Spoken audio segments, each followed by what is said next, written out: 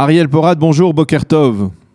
Boker Tov, Daniel. Alors, je rappelle à nos auditeurs que vous êtes vous-même agriculteur, un ancien du village de Gadid dans le Gush Katif. Vous habitez maintenant dans la proximité d'Ashkelon. Redites-moi le nom du village où vous habitez.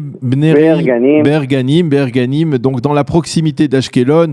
Et bien entendu, vous êtes, on va dire, vous êtes producteur, agriculteur, producteur de pousses, de plants, d'herbes aromatiques et même de fleurs. Et vous avez comme hobby de produire du vin également. Et donc, on peut dire que vous êtes très intimement lié à la terre, à ce sud du pays dont on a beaucoup parlé cette semaine avec, bien entendu, cette opération d'élimination d'un terroriste du djihad islamique et la riposte du djihad islamique.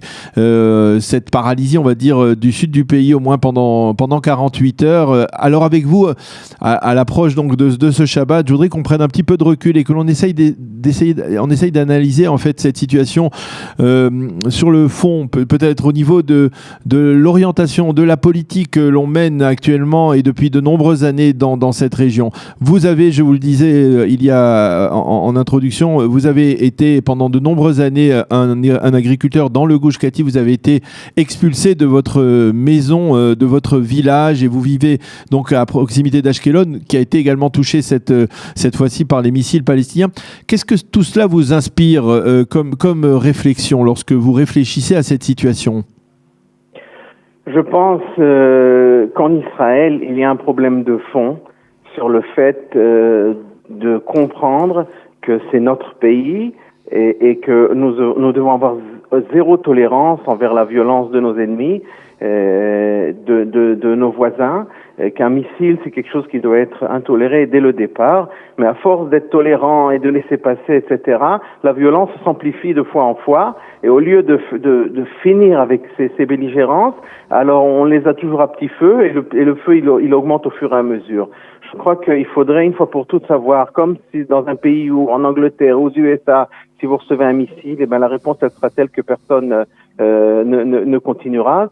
Mais nous, pour des raisons, je sais pas, psychologiques, psychiatriques, est-ce que on n'est pas suffisamment enraciné encore dans notre terre? C'était aussi une des raisons pour lesquelles nous avons été expulsés du Gush Katif. Et je pose une question, c'est aussi un problème. Pourquoi est-ce qu'on n'a pas le droit d'aller prier au mont du Temple? Tout ça, c'est à nous, mais le fait de bégayer ou d'hésiter ou de ne pas réagir de manière ferme et sans double vraiment de manière langage. définitive. Oui. Ouais. Alors à ce moment-là, on n'arrive pas à mettre fin à cette violence. Et tant que dans notre tête, on n'aura pas décidé que ça y est, c'est fini, on ne supportera pas. On aura zéro tolérance, mais même à zéro, parce que maintenant, Tel Aviv, ils se sont un petit peu réveillés, mais la situation dans le sud est à petit feu constamment, avec il y a des pluies de roquettes régulièrement. Ça n'a aucun effet sur Quand le Premier ministre dit que la situation à Gaza, elle est insoluble, on ne peut pas trouver de solution au problème de Gaza. C'est un problème récurrent depuis la création, on va dire, depuis la création de l'État d'Israël, en particulier depuis la guerre des 6 jours. Et personne ne trouve de solution. Alors, finalement, est-ce que dans l'absence d'une solution, gérer une crise, c'est peut-être pas une alternative, on va dire, c'est la moins pire des alternatives? Évidemment, moi, j'ai pas de solution, mais il y a une solution à tout problème. Et il faut déjà commencer par le fait que si on va à l'extrême, la solution sera trouvée, ça sera le monde qui résoudra le problème. Eux, ils comprendront qu'en fait, au lieu de faire la guerre, il vaut mieux qu'ils fassent fleurir leur pays. Si au lieu de construire des tunnels avec des tonnes de béton, ils construisaient des villages de vacances, eh ben, ça aurait pu être un endroit magnifique.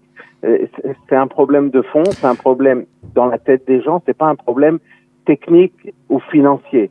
C'est pas un problème d'argent, c'est un problème de mentalité. de mentalité. Mais cette mentalité, quand est-ce qu'elle s'est imposée au plus haut niveau des décisionnaires de l'État d'Israël? Parce qu'il y avait une époque où, eh bien, par exemple, pendant la guerre, au moment de la guerre des 6 jours, on va dire, même en revenant à l'époque des Fedayoun, eh bien, il y avait un homme comme Ariel Sharon qui avait pris l'initiative d'aller au devant de l'ennemi et de le frapper afin de dissuader justement cette force de dissuasion. Cette force de dissuasion, elle a été efficace après la guerre des 6 jours. On a le sentiment que quelque part elle peut être utilisée régulièrement, mais là est-ce que là finalement à partir de quel moment, à votre avis, dans l'histoire d'Israël, vous avez le sentiment que au lieu par exemple de prendre l'initiative et d'attaquer, eh bien on insistait en particulier sur la défense, sur la protection en béton, sur le dôme de fer, c'est ce changement qui vous déplaît? Oui, d'une part, bon, ce changement, on peut pas critiquer le dôme de fer. Il a des résultats fantastiques, mais ça doit être un outil qui permettrait à l'armée de faire ce qu'elle devrait faire. C'est-à-dire que il y a eu un changement. J'étais encore trop jeune à l'époque de la guerre des 6 jours. Mais plus le pays il arrive vers l'aisance et l'opulence, etc., moins il pense ou il a peur ou il va faire quelque chose d'extrême, et il commence à rentrer le doute à l'intérieur des gens, puisqu'en fait c'était peut-être par un manque de foi ou par un manque de peur, mais quand le pays était jeune et qu'on avait peur de l'existence même du pays, alors on faisait les choses comme il fallait. Et avec le temps, on se protège et le doute s'installe. Et c'est ça le grand problème, le doute sur notre droit sur la légalité de ce pays. Nous sommes citoyens d'Israël comme un Français est citoyen en France. Et il faut pénaliser les fautes, et il y a la police pour le faire, etc. Mais si pour chaque terroriste on a des hésitations, puis on lui donne des conditions favorables, et on essaye à ce moment-là tout change. Je crois que dans notre tête, on doit d'abord arriver au fait d'aller jusqu'au bout de notre propriété, de notre propriété sur cette terre, et il faut zéro tolérance. Et c'est comme le proverbe qui dit Amerachem al-Arzarim besofo, celui qui est miséricordieux envers les cruels, eh bien il deviendra cruel envers les miséricordieux. Et en fait, à force d'être tolérant, la violence s'amplifie. Et nos ennemis prennent des ailes, etc. Vous pensez que c'est ce qui s'est passé au Gush Katif il y a de cela près de 15 ans? C'est un peu cette attitude, on va dire, d'essayer de régler un problème en s'en débarrassant d'une certaine manière, en se débarrassant de cette région, alors que finalement, ça n'a pas réglé le problème. Non, ni ça a réglé le problème, mais tout cela a commencé dès que l'armée ou l'État commencer à douter de la raison d'être du Gush Katif. C'est-à-dire que si tu n'es pas sûr que le Gush Katif il nous appartient et qu'il faut le vivre, il faut l'habiter, alors la défense baisse un petit peu, etc. Et puis il y a une dégradation. Après la dégradation, la situation est tellement mauvaise que tu te dis il y a que quitter Gush Katif qui va résoudre le problème. Mais c'est faux. C'est pas la solution. La solution est d'être chez soi propriétaire et de diriger ce pays comme il faut, et de ne pas accepter les attaques de nos voisins. Voilà. Ça vous arrive de dire, lorsque vous voyez ce qui s'est passé cette semaine, de vous dire on a payé le prix lourd en quittant, en étant expulsé du Gush Katif, mais finalement, eh bien, rien n'a changé. Au contraire, c'est de pire en pire. Qui aurait pu imaginer que des missiles puissent tomber non seulement sur Ashkelon, mais sur Holon, sur Rehovot, sur Rishon LeZion, au moment où le Gush Katif a été évacué? C'est clair, mais c'est pas, à ce moment-là, c'était déjà trop tard.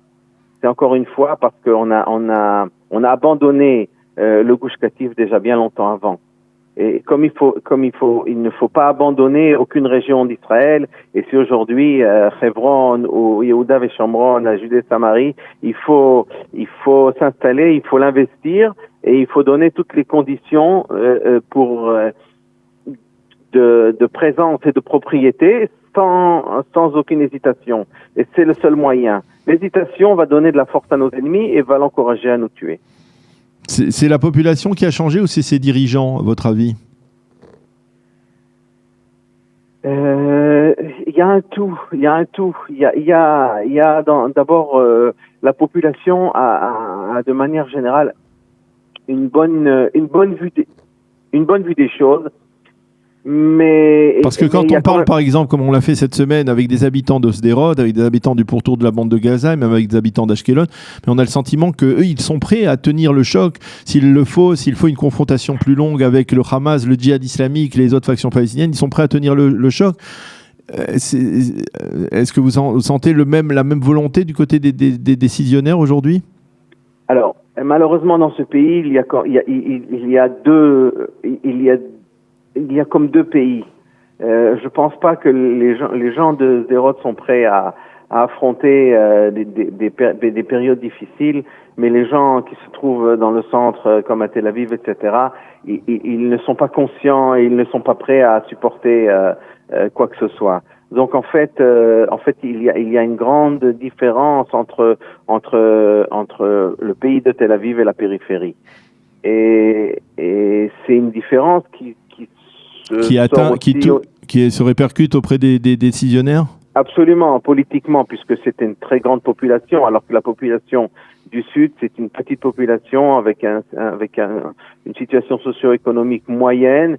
Donc, en fait, on n'a pas suffisamment d'impact sur la politique. Et finalement, la politique, c'est la politique, et ils cherchent les intérêts politiques des fois plus souvent qu'une vision globale des choses. Mais c'est vrai que l'esprit a un petit peu changé, surtout au niveau des chefs. Toujours on dit que ce qu'on voit pas d'ici, on voit pas là-bas. Ce qu'on voit pas là-bas. Et il est vrai que Sharon il a changé. Il est vrai que c'est pour ça que moi je ne donnerai pas de conseils, mais je pense qu'il y a un problème de fond, et c'est un problème de foi. La foi que le pays d'Israël est à nous. Et si on part sur cette base, alors les choses, à mon avis, seront plus claires. Vous êtes pessimiste pour l'avenir, c'est-à-dire que vous avez le sentiment, au travers de ce dernier round de confrontation, que finalement, si on continue comme ça, on ne va rien résoudre ? D'abord, je suis optimiste de nature, donc tout se passera bien. Il y a quand même des belles choses. C'est vrai que le pays s'unit, surtout quand il y a des problèmes sécuritaires ou quand il y a des problèmes de guerre. Et je pense que tôt ou tard, il va y avoir une sorte de réveil. De réveil, d'explosion. Il va se passer quelque chose qui fera que les choses vont changer. Maintenant, si on regarde objectivement le résultat, moi je pense pas que ce soit un mauvais résultat. Finalement, il n'y a pas eu de gros dégâts, il n'y a pas eu de morts chez les Israéliens, et on reprend notre vie. Si c'est le prix à payer pour continuer, pour éviter que nos soldats, Chazvé Shalom, meurent, c'est un prix relativement bon marché, mais il faut quand même savoir qu'il faudrait changer l'esprit de base et trouver des solutions et d'être beaucoup plus énergique déjà dans l'idée qu'on est ici chez nous. Dans les convictions que l'on est chez soi. Effectivement. Merci beaucoup Ariel Porat d'avoir été avec nous. Je rappelle que vous êtes agriculteur, producteur de pousses et de plants, de fleurs, et que vous avez été évacué du Gush Katif en 2005 et que vous habitez donc dans la région d'Ashkelon, à proximité donc d'Ashkelon, et que vous, d'une certaine manière, vous étiez également aux premières loges de ces affrontements qui sont produits durant cette semaine entre le djihad islamique et l'armée israélienne. Merci d'avoir été avec nous et Shabbat Shalom. Shabbat Shalom.